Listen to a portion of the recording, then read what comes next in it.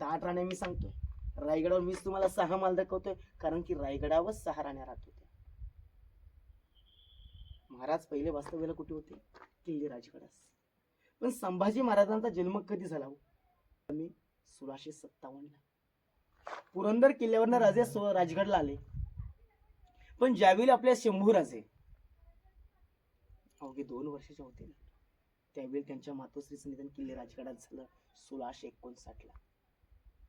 राजे रायगडावर राहायला कधी आले? म्हणजे सईबाईंना दुर्दैवाची गोष्ट आहे दादा ही, सईबाईंना किल्ले रायगड माहितीच नाहीये. ज्यावेळी राजे रायगडास राहायला आले 1671 ला, तेव्हा राजांसोबत होत्या 7 राण्या. पण तुमच्या आमच्या सर्वांच्या लाडक्या राजमाता राष्ट्रमाता जिजाऊमासाहेब पण होत्या. आऊसाहेबांचा जन्म आहे 1597 मधला.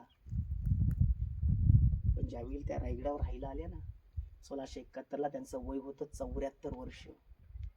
74 वर्षाच्या मातेला हे रायगडाचं क्लायमेट सूट होईल का? अरे मानवेल का आहे वातावरण? म्हणून राजाने काय केलं, त्यांच्या सेवेसाठी 9 एकरचा राजवाडा खाली बांधला.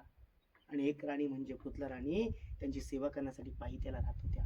आणि उरलेल्या 6 राण्या 6 माळात. माळात बघायचं दादा, ही खिडकी आपण पाहतोय, आजही या ठिकाणी उभं राहिलो तर थंड हवा येत आहे. म्हणजे थंड हवा करण्यासाठी खिडकी होती. बेडरूम आहे, मीटिंग वाला आहे.